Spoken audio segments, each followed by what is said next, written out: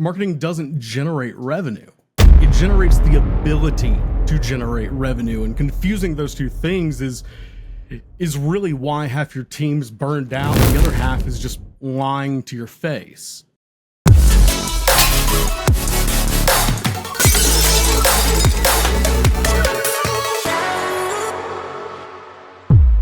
Why B2B marketing teams shouldn't be measured on revenue. Welcome back to a fresh episode of Breaking B2B. I'm your host, Sam Dunning, founder over at breakingb2b.com. And joining me for this rather spicy episode today is Clark Barron. Clark's the CMO at Ronin, and he's also founding editor over at Burn It Down. Clark, welcome to the show, sir. How are we? Thanks so much, man. I have been pumped about this since the very first time you connected with me on this. I knew it was going to be a banger from the very beginning. I hope it lives up to your expectations. Real quick, are you tired of seeing competitors above you in Google's organic search results and AI search every time dream clients are searching for your solution, your software, comparing vendors, or looking for problems that you solve? Meaning those competitors are stealing traffic, mindshare, pipeline, and revenue just because they invested in an SEO program. We fix that at Breaking B2B with an unusual approach to SEO and content marketing for B2B and SaaS companies. Why not book a call to see if we can start driving pipeline and revenues as quick as 90 days with our different approach? Head over to breakingb2b.com to grab a call. I look forward to chatting to you soon. Back to the episode.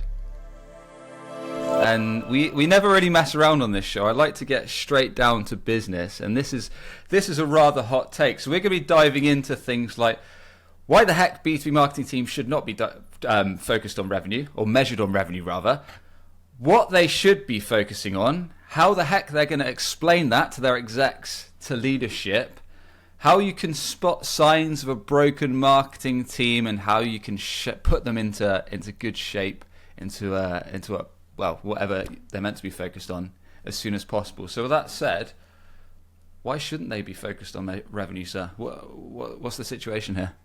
Yeah, one of the first questions you asked me was, why this hot take? And my gut reaction, just before I could even think about it, was because it's not a hot take.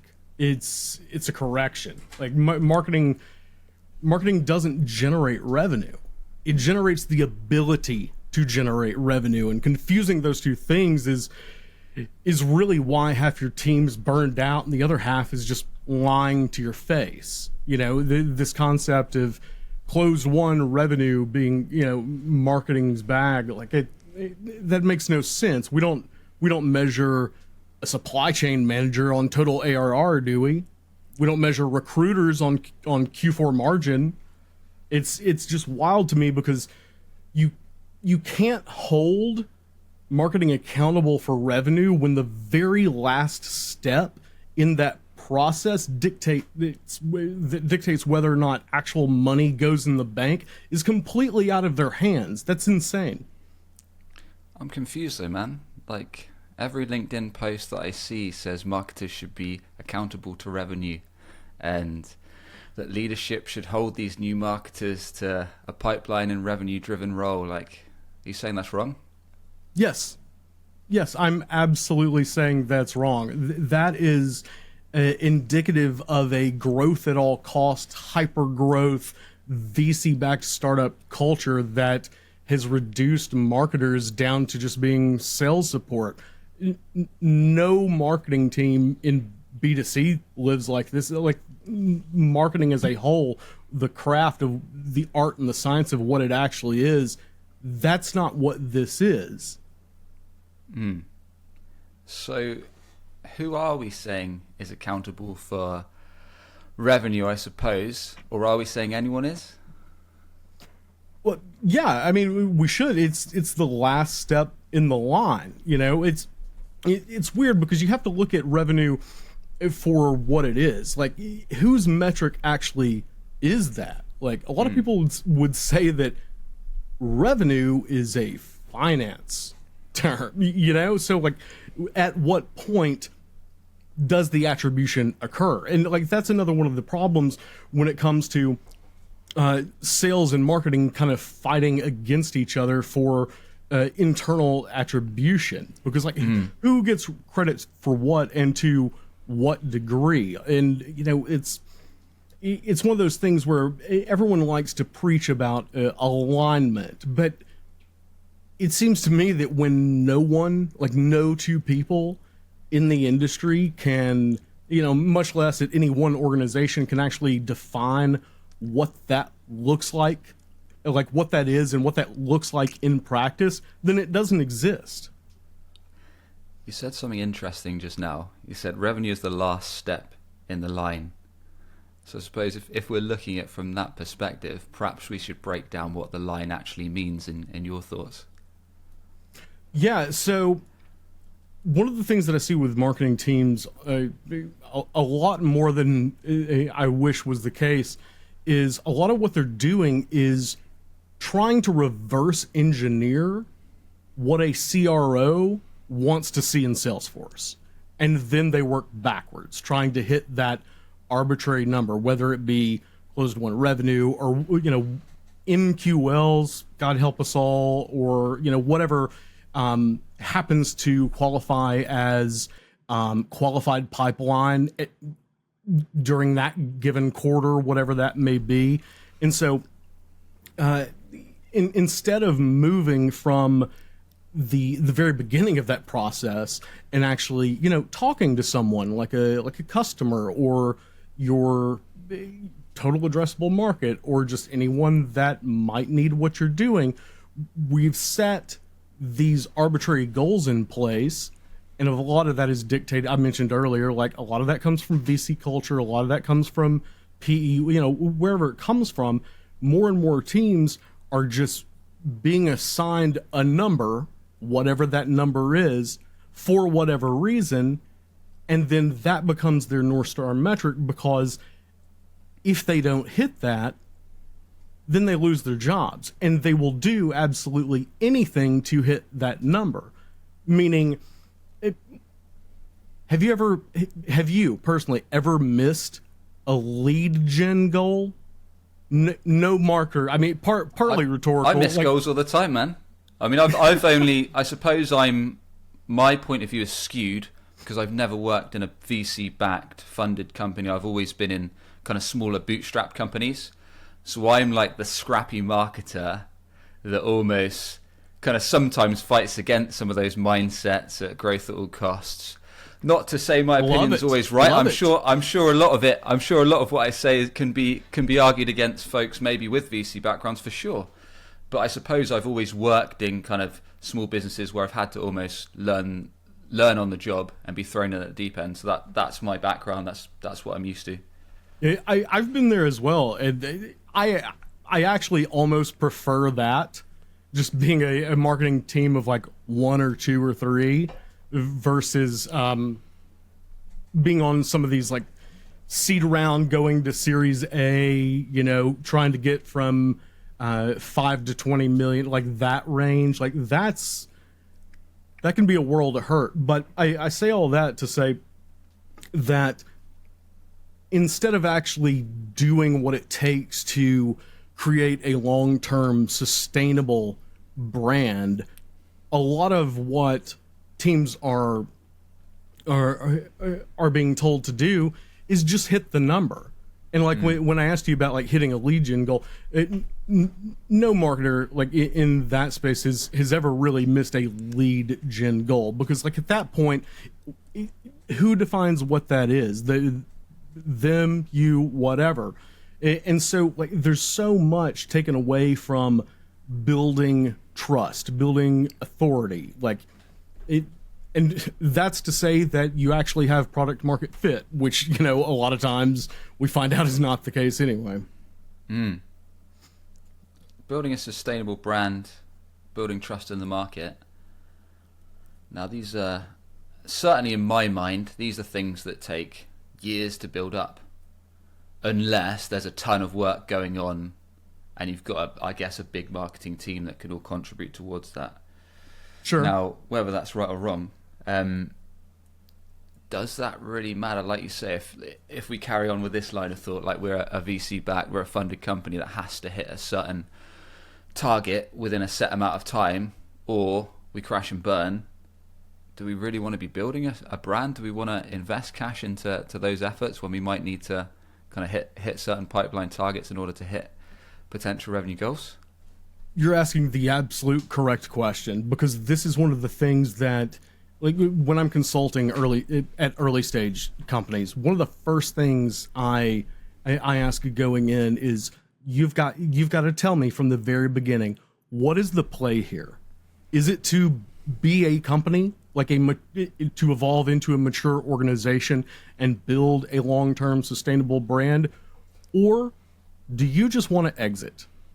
Do you just want to be acquired? Is that what this is? Is that what the bigger play is? And if you can figure that, get them to tell the truth as far as that's concerned, then that will pretty much dictate how, the engagement, or, give you an indication of what the marketing team is going to be dealing with for however long or usually short their tenure is at that company. It's a really hard conversation to have.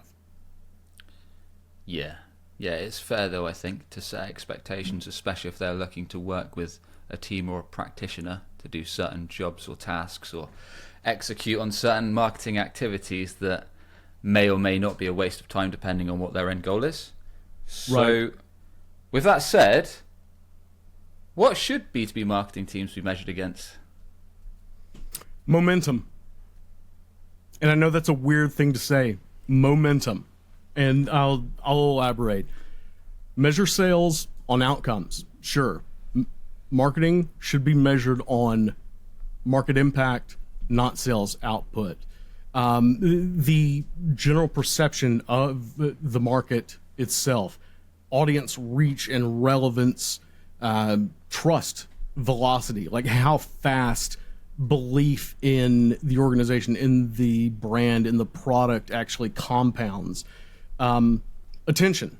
We talk a lot about the attention economy, like in not impressions, like in the vanity sense, but like quality of signal, share of brand voice, market influence. And I will say this, conversion conditions, as in readiness, how well they are being educated, how much friction is marketing reducing in the process, which in turn, if done well, will shorten sales cycles. Mm-hmm. Turns out, if you let marketing do its job, it actually accomplishes what you want it to accomplish, forcing them to do something they were never supposed to do in the first place, and holding them to a metric that they can't affect in any meaningful way is kind of the opposite of that. We could do something fun if you're up for it, and I think you might be. Yeah. So let's pretend, I think this might be a nicer place. So let's pretend we're maybe the first marketer that's brought on to a reasonably new bootstrap company. They're software, they're SaaS based, but okay. We're not funded, so there's no mad pressure. Let's say the founder's given us some flexibility, like maybe a smallish marketing budget. So we've been given, like, I don't know, $9,000 a month or something like that to play with. So we've got a little bit of cash, which isn't bad for a bootstrap company, I'd say. You can work with that. Yeah, that's fairly new off the ground. Like, what are the first things? Because a lot of folks tuning in will be working with small marketing teams, where those marketing teams are 1, 2, 3, or 4. Like, what should be some of the first things, like practically speaking, that you believe a marketer that's coming on board or recently joined a team should be like considering from the ground up? Make sure that you have product market fit, and that is priority number 0, possibly before you ever even sign a contract or accept the job. Trying to be like the exercise, what we're trying to do right here, trying to do anything at all if the product is not wanted by the market. Like if there's no product market fit, you're going to fail, period. 10 out of 10 times. Make sure you have that probably before you're hired. If everything looks good there, then step number 1 is learn everything about your audience, period. Nothing else matters at that point. Before you start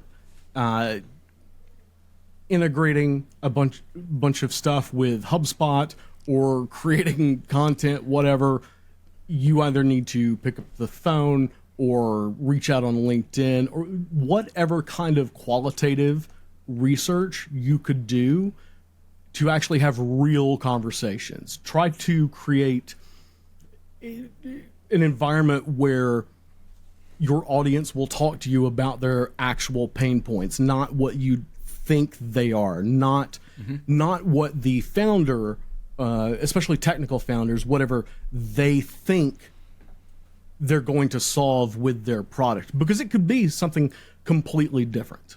Yeah, but learning everything about your audience is step number 0. And just a little commentary on the state of things. Unfortunately, that being the most important step in the process is usually the one that is never even allowed to happen, especially with like demand gen, for example.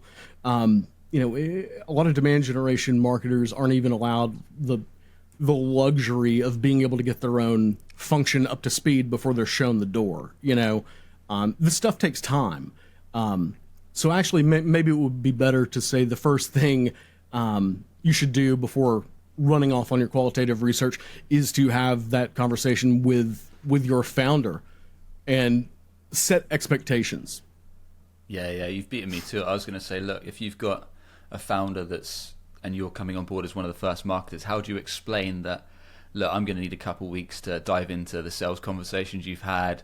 I'm going to need to dive into some customer success calls, support calls, prospecting calls, so I can really unearth like what are prospective, what are dream client, who are our dream clients, like what industries they in, like what are they struggling with, what are their jobs to be done, right. What are their motivators, what do they hate most about our industry, like all these things that are going to fuel our messaging and our go-to-market. Like, how do I have that difficult conversation? And a lot of the time, like you say, it's like being upfront about it, like saying, if you're going to bring me in almost before you're hired, like if you're going to bring me in as a founding marketer, this is what I'm going to have to do as groundwork before we go ahead with any ads, before we do any SEO, any LinkedIn ads, whatever platforms we run to. We need this almost as our foundation. Yeah, you absolutely have to refuse hitting the ground running with a bunch of random acts of marketing. And like having that initial conversation with your founder as a founding marketer, how do you explain your expectations or what you don't? You confront them brutally, unapologetically, because if you find out that all they want is just pipeline fast, then they don't want marketing. They don't want a brand. They're probably, if they're VC funded, they're brainwashed by investors. Whatever. Like if they want pipeline, if you try to accomplish that, then the results are going to be garbage anyway, and you're still going to get fired. Because you didn't lay that foundation down. You don't know who you're actually trying to get the attention of. So that I'll call it what it is. It's a boundary. It is a boundary based in respect for what marketing actually is. And a lot of marketing leadership, especially founding marketers, it's not that they don't have that conversation, it's that they don't know to have that conversation. And then they get in trouble real quick. Yeah. Fair point. And what would you say? I just want to throw, almost interrupting the flow, but before we kind of progress to what you should do after you've done your custom research, and maybe you can throw in your 2 cents along how long you think folks should set aside for that. But what can you ever balance, in your opinion, can you ever balance this out? So let's say we've come on board as a first marketer. Let's say maybe there's a small sales team as well, right? So maybe we've got 1 or 2 AEs. Sure. That maybe doing a bit of outbound that's started before we've joined.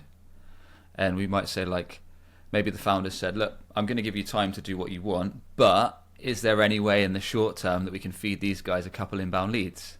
And so would you say it's fair for them, as a rough example, to say, look, I'm going to switch on some paid search in the meantime for some rough category terms, maybe some competitor terms that are relevant to us and some landing pages, chuck a couple K on that, hopefully keep the sales team happy with a couple leads, a couple demo requests, whatever it may be, and then carry on this groundwork whilst that goes on? Or would you say a hard no, like, nah, I want to get this foundational stuff done, and then let's kind of guide it from there?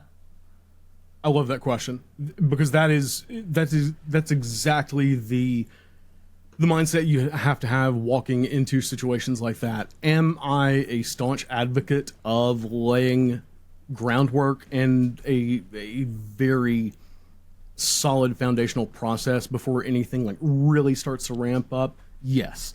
However, yeah, you've got salespeople. They want to eat, so does everybody else. And so it's this weird dance between doing something to keep everybody's appetites whetted and actually doing real marketing. And so you can do that, but this is another difficult conversation that you have to have. What you have to do, again, is set expectations. You have to tell them, look, you're going to have to sell your ass off, because this is what we got now. I'm not looking at that. Like, you run your sales tools, your whatever, like, this is on you. I can get you what I can get you, because I'm doing this. Because if I don't spend the majority of my time doing this, we're all done here. Like, all of this is for nothing. You know, if you want to win over salespeople immediately, you have to speak their language, which I think a lot of marketers just don't do. Like one time I was at an organization where, like, there was just a really toxic, like, manipulative, abusive, codependent relationship between sales and marketing. And eventually I just walked in the boardroom and went, look, our goal is not to get you leads. It's not to align with you. We're not wasting any more time on that. Our goal is to make you a shitload of money. That's it. Period. And, like, once you start talking their language and, like, oh, marketing isn't just like Canva templates, like, oh, they know what we like. Yeah, that's how you identify a pain point. That's what they want. So, you know, you have to be able to have that conversation and let them know that you speak their language. If you can do that, then you'll get them off of your back long enough to let you do your actual job. That's fucking brilliant. The thumbnail for this episode needs to be "Marketing isn't Canva templates." That's one of the most enjoyable quotes that I've heard on this show in a while. I'm full of bangers, man. Keep them coming. So, yeah, I like the fact of speaking sales language. Well, whilst we're on hot takes, I think, from my opinion, one of the big issues with marketing is that a lot of them have never actually sold. So I'm fortunate that I've actually come from a sales background, and running a business just like yourself, you've got to sell. Like, you've got to market, you've got to do finance, you've got to do operations, you've got to do sales. In my opinion, having a full pipeline of qualified opportunities cures most issues in business. And if you can sell as a founder, then you're rolling really, and then you can get that. Absolutely. This is going into the fact that you've got a good product or got a solid service, and you're able to deliver well. That should go without saying. But if you're able to kind of sell, that's going to fuel the growth in your team once you can build it out. So with that said, I think the problem I see a lot is that marketers just haven't done any sales activity themselves. So I think that's one of the issues. They don't really see the point of view and aren't really understanding sometimes where sales are coming from, which I see as one issue, especially when it comes to things like folks that are regular listeners to this show, that I'm a big fan of kind of ask for forgiveness later. So if you want something to happen, you'll make it happen, whether that's, I don't know, finally starting the company podcast or doing what we're talking about now, some customer interviews yourself because they've never been done. So you find your top 8 to 10 best clients and you set up a call with them and you start digging into the problems, why they chose you, what they hate most about your industry, your solution, and kind of what they're struggling with. And just get it done and ask for forgiveness later. Because if you can bring useful evidence to your founder, then with the reasons why, then they're going to be appreciative of it. And if they're not, then you're probably in the wrong organization. So I digress. Yeah. Well, that's one of those things where, like, I've actually seen situations where I've seen an organization where the marketers were not allowed to talk to customers. Mm-hmm. Yeah, there's at many. all. There's many. That boils my blood. So that is infuriating to me. You know, that makes absolutely no sense. Like this gatekeeping thing about, you know, well, you're going to ruin the deal, or, you know, what they don't want to be bothered with this. Like, that is absolute nonsense. You know, someone asked me, and the reason I bring this up is because someone actually asked me, what should marketers do if they're in a position like that, where, like, because again, like I said earlier, I preach qualitative research all the time. A lot of your success is going to be predicated on that. Mm-hmm. So what happens if you can't do it? Do it anyway. Just do it. Don't even ask for forgiveness. Just do it. Like, don't let people get in the way of you being successful at your job. That's insane. Yeah. And like you say, there's often ways that you can do that might be, I don't know, whether that is starting your own kind of interview series that you've maybe just run through LinkedIn, or maybe a small little podcast or something like that. So there's ways and means around disguise it. Yeah, exactly. Wrap it up in something else. Yep, exactly. There's ways of packaging it. And the thing is, if your execs then don't find what you bring up useful, then you're probably not in the right organization, as rough as it sounds. So that is absolutely correct. Like, might have just been a throwaway line there, but you hit on a nerve right there. Is that a lot of the situations that marketers end up in should have never happened in the first place. But then also, as a marketer, and we've talked about this on past episodes, you've also got to consider, do I want to be in like an enterprise organization where that probably is going to be the case? Or do I want to work in a scrappier business where I'm probably going to get a lot more freedom, but I'm going to be accountable for a ton more? Yeah. It's also it's a lot more volatile as well. Yeah, exactly. Like, your growth will be amazing if you get shit done and you're able to progress, but at the same time you can also be chopped like super easy. Yeah. Supernovas burn bright, but they burn out fast. So let's go back to the game plan. So we were talking about where were we? What are we doing? God knows. So we were talking about product market fit, make sure the company's got that. Then we said kind of the customer research side, which we've covered quite nicely, I think, and how that flows. I suppose to wrap that section up, like, how long would you say, like, if you were the marketer on the team, like, what would you say to the founder? Like, we need this long, and this is what you can expect at the back of it, and after this we're going to do this. Well, a lot of it just depends on your audience and literally the logistics of being able to execute. Because if, you know, in one regard, you might be going after existing customers. You might already have a couple of contracts. You know, maybe they're helpful, maybe they're not. Maybe you have to reach out cold and just present it in terms of, hey, we're going to be entering this space. Like, the whole pick your brain thing. Like, if throw money at them, whatever, throw your budget at them, doesn't matter. Like, everything is dependent on accomplishing this. And the interesting thing is that for all the quantitative data out there, like all the attribution theater going on, you can get more high quality, high signal insights from talking to 10 people than you can 6 months worth of data. Just have real conversations with human beings and treat them like that. And that's a really big point that I want to make, is that stop treating people like personas. They're not personas. They're human beings. Talk to them like they are. Yeah. It's a great point. I mean, I think I've talked about it on the show before, but there's no better, for me, almost my cheat code is that I get to talk to B2B marketers each week on this show, and they literally share what's working, what's not. And as well as that, running discovery calls. I'm fortunate enough, being a founder, that I run discovery calls with my ICP, so marketing and revenue leaders.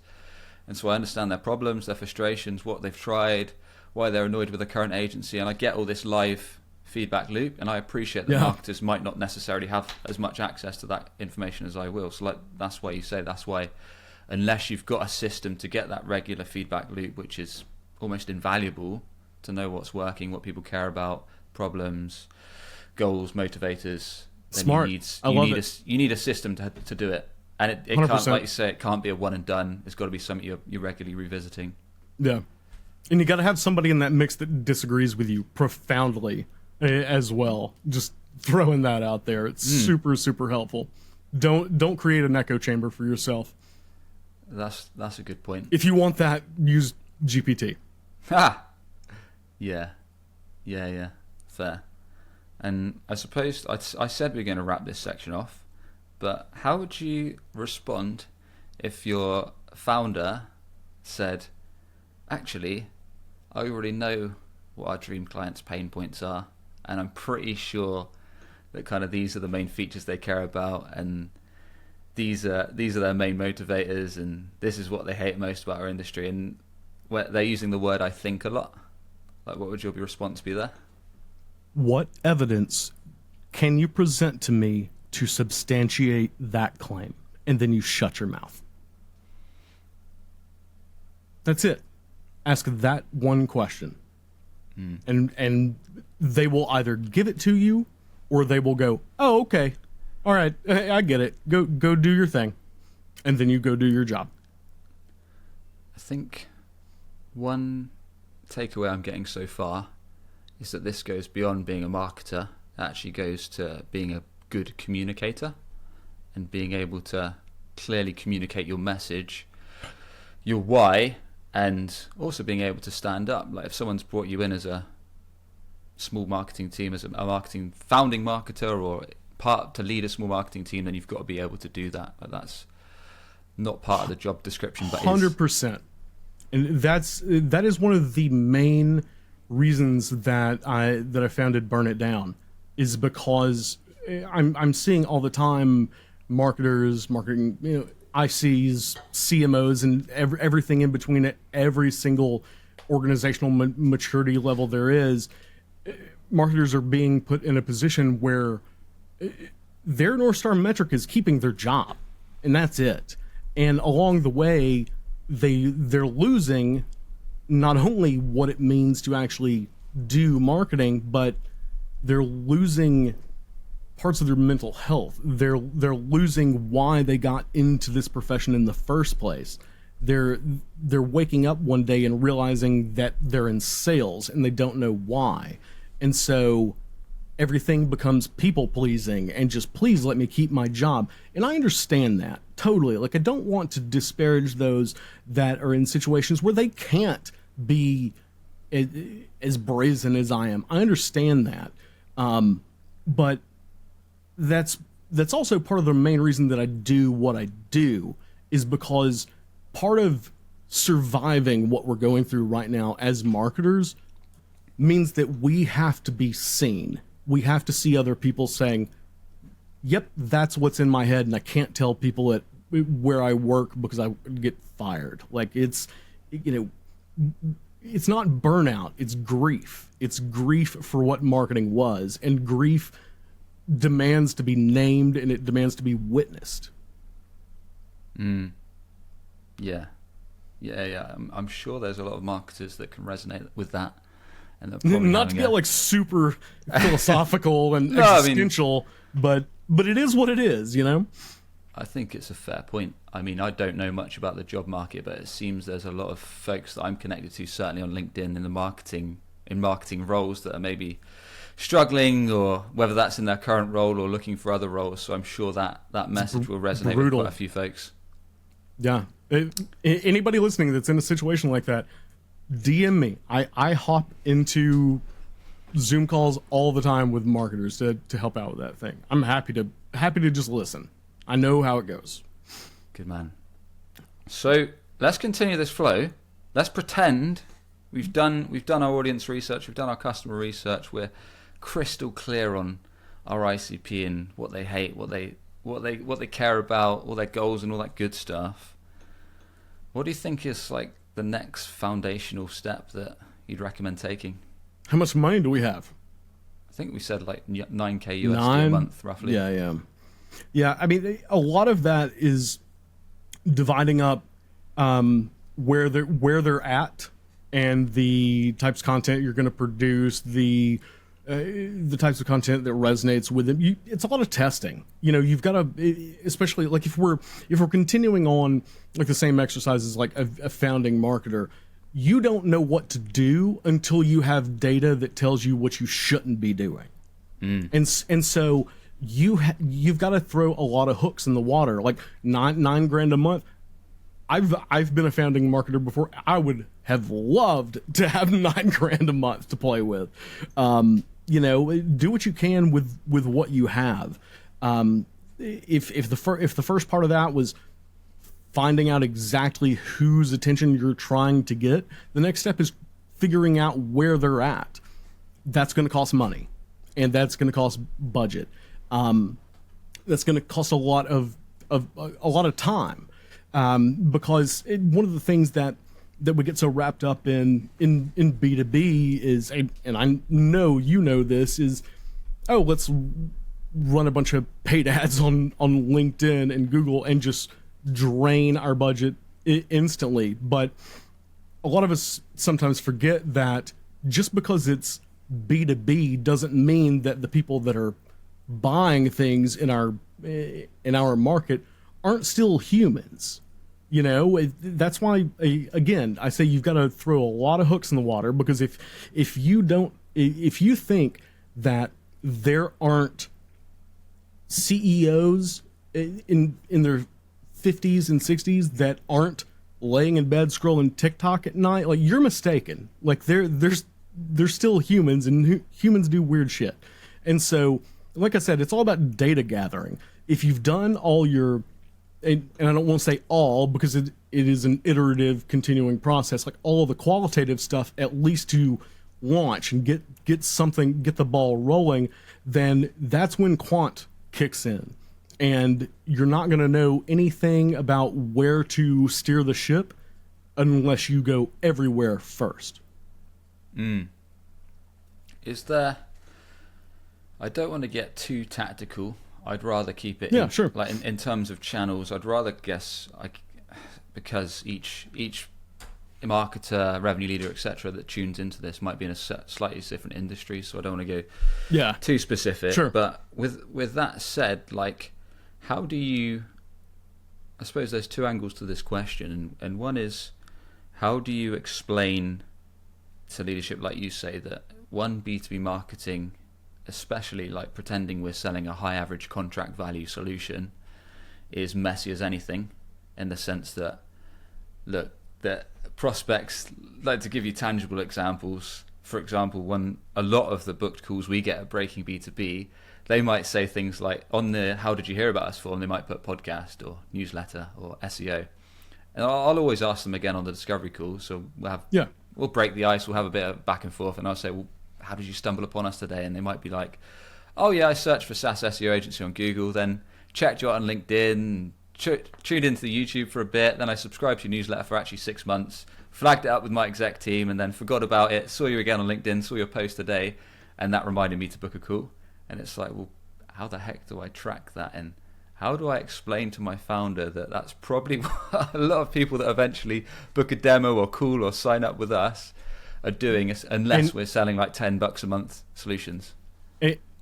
And to piggyback off of what you just said, which was an amazing point, and you think that signing a $100,000 contract with 6 cents or Zoom Info is going to solve that problem? You think they know? Yeah, it's so wild. Like, man, I come from cybersecurity marketing. We're talking about just committees on committees, like 18-month sales cycles, procurement, legal, yada yada yada. It's so wild, especially in that industry, considering cybersecurity buyers are some of the most intelligent human beings on the planet, and a lot of marketers in that industry don't realize that a lot of what we all do in B2B as marketers looks exactly like a cyber attack. Like, we're sending cold emails to people with PDF attachments in it to people that have spent their lives training people not to click on things like that. I mean, it's just because hackers and malicious actors and criminals call it recon on their target doesn't mean that just because marketers call it persona building means that it's any different. Yeah, I think sometimes I suppose that's kind of thinking about the nuances of your industry. And a lot of this stuff comes back to your research, right? It's like, well, we've talked to these customers. We know that they hate receiving, in your case, cybersecurity ICP. We know that they hate receiving emails with attachments. Like, we know that that's a bad practice, but perhaps if we've skipped our research, then we might just be throwing that out there and thinking, oh, this is going to work, kind of thing. At a high level, how do you recommend marketers go about it? So if we're going to market, do you recommend like testing recommend, like, for example, testing 2 channels, or is there usually a flow? Like, I don't know, for example, someone maybe tests like getting their founder on LinkedIn organic, maybe they do a bit of SEO, a bit of paid, and they kind of put those 3 lines in the water with a set experiment amount of time and that kind of thing. Because I'm a big fan personally of having like foundational owned, especially now. I mean, I love to moan all the time, right? Like, organic reach for me on LinkedIn is tanking, but I'm not prolific on there. I'm just saying what happens to me now.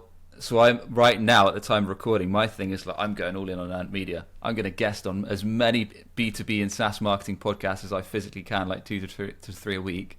Like, try and focus on building my email list and my own podcast, and building out the content on our website so we can get picked up by LLM engines, etc. Because I know I can't rely on LinkedIn as much as I used to. So I'm not sure if you think. I've always I love the way there's a guy called Justin Rowe, you might know, runs a company called Impactable. He talks a lot about he talks a lot about building an ecosystem, and I'm quite big on that as well. Like, have foundational channels, whether that's your website, your SEO, etc., and then have like other bets that you run that these are going to tick along slowly long term to do XYZ. Like, the founder brand's going to build up brand long term and mindshare, etc., and then we're going to have other bets in between. But I don't know how you see it or how you advise marketers to play. That's kind of how I see it. Again, it all comes back to expectations. Like, those are all plays worth exploring. Now, of course, that's going to be dependent on your industry, and probably more important than anything else, it's going to be really dependent on whether or not your founder or CEO has the time to do anything like that, or even wants to. But the reason I say expectations is because the output of motions like that being so different, that's something you have to talk about up front, because where you might have something quantifiable, tangible, like you've got ROAS on different distribution channels.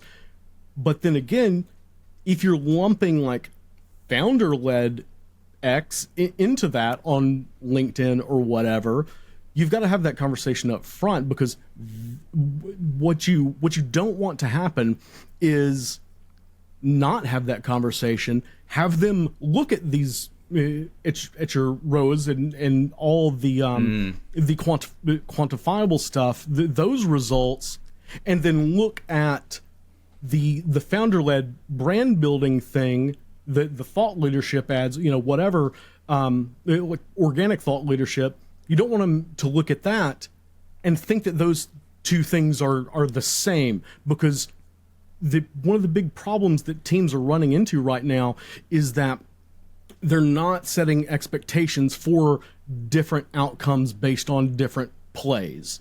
So what ends up happening is once senior leadership, your C-suite sees that one thing produce results, then that marketing team is going to be tasked with doing that one thing and nothing else. And that's where you get pigeonholed. That's where everything goes to shit. Can you give us an example, perhaps from your experience? Ooh, I could. I could. Let's just say it could be theoretical if you wish. No, I'll give you one. I'll give you one. So I was consulting at a company that had brought me in to work on their demand gen, right? And they had run a bunch of experiments. They did a little bit of brand building, had enough quant coming in, really good product market fit, had quant data coming in, but nothing added up. Nothing made sense. And the play that they ended up running were gift cards. Right.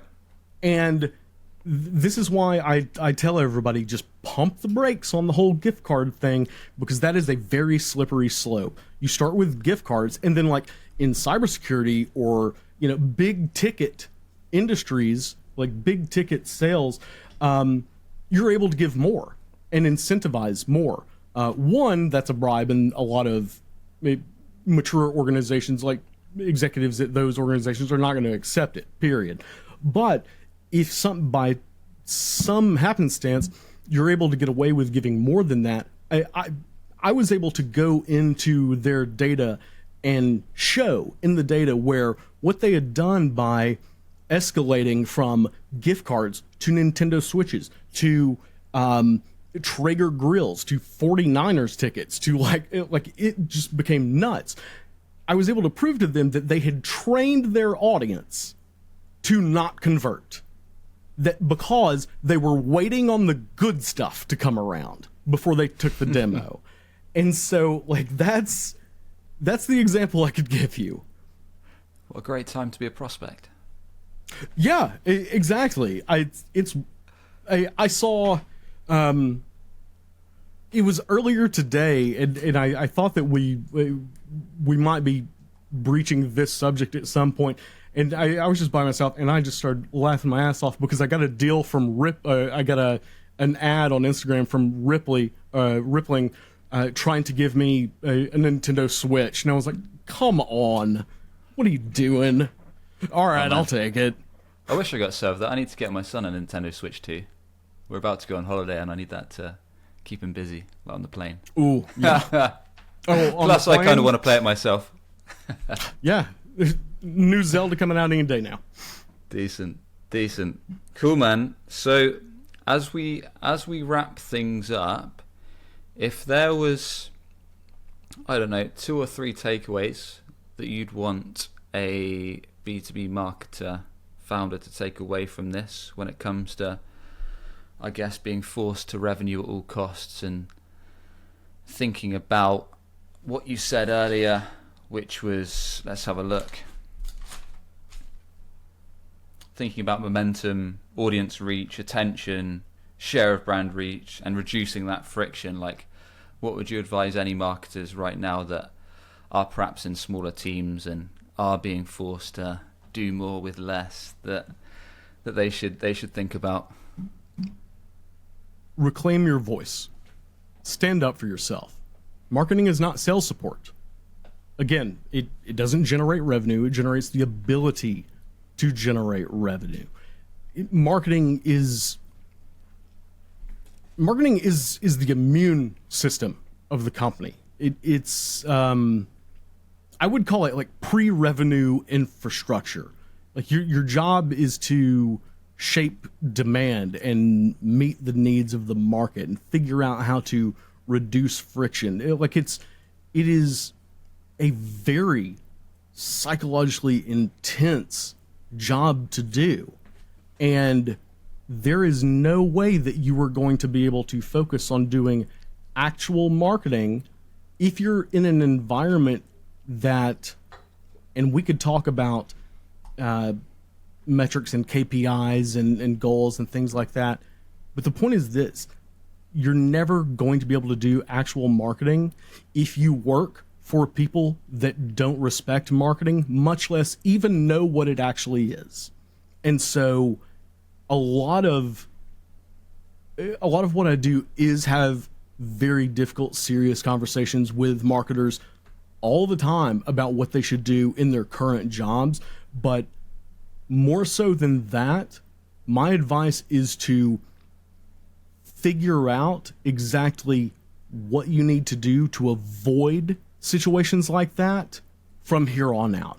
You need to know what questions to ask, depending on the maturity of the organization. You need to figure out what you're going to be able to get away with, what the founder cares about more than anything. Does the product work? As stupid as that sounds, we run into that all the time. Like, does it work? Is there product market fit? Like, a lot of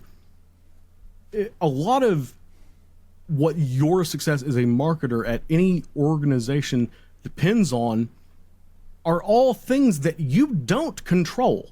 You have no control over whether sales actually closes the deal. You have no control over whether or not the product, even though that's one of the 4 Ps, actually works. There's so many things that you are going to be blamed with, because we started this conversation talking about what marketing should be measured on. That's this. What I'm talking about right now is why marketing should not be measured on revenue. Because when revenue is down, marketing is the first thing to get cut. And then all these founders and organizations wonder why everything goes to shit. It's because you didn't let marketing do marketing. And so my advice to all the marketers out there is stand up for yourself. If it's time to leave your company, take a break. If it's time to go wait tables or wander around the Appalachian Trail for 6 months, do what you need to do to reclaim not only yourself as a marketer, but yourself as a human being. Because we're in this toxic codependent relationship with sales where marketers are having to fork out $20 for their own Canva Pro subscription, while sales teams are running out $12,000 bar tabs at their SKO on the moon, and yet marketers are the ones that are fired. No, fight back. That just gave me an awesome video idea. And yeah, I appreciate you coming on, man. We're gonna have to wrap things up now, but I really appreciate the thoughts. I think the underlying you got message, it, man. It feels to me like the underlying message is kind of knowing as a marketer what you actually want to have happen with your career, like whether you want to go into a huge organization and maybe have less control but have a stable salary, but know that your contribution may be limited and you are always going to be kind of under the guidance of execs above you, or whether you want to go into something that's going to be smaller, scrappier, put out a ton of fires, have a ton of stress, but be accountable for a ton more. And I think that's sometimes you've got to learn the hard way, because I know I have many times. Same. I mean, that's it's one of the only reasons I'm able to do what I do now is personal experience and a lot of deep introspection. At the end of the day, no title, no salary is worth your sense of self-worth or your mental health. For sure. So with that, Clark, thanks very much. Enjoyed the episode. Please do tell everyone more about how they can learn from you, connect with you, the best way to get in touch. Yeah, sure. So feel free to follow me on LinkedIn, Clark Barron. I'm there pretty much all the time. Go subscribe to Burn It Down at burnitdown.marketing. Investigative journalism about the industry as a whole, challenging the status quo. And we're going to take everything that I have laid out here. We're going to burn it to the ground and rebuild something better where we can actually do our damn jobs. Legend. I'll put all those links in the description below. Thank you once again, sir. Enjoyed the chat. Love it, man. Thanks for having me on. You're very welcome. This is awesome. Very, very welcome. And as always, if you enjoyed the show, why not join thousands of legends enjoying the unusual Breaking B2B newsletter? Head over to breakingb2b.com, hit that newsletter tab, and you'll get some weird insights most weekdays from yours truly. And with that, thanks very much for tuning in. She'll catch you on the next one.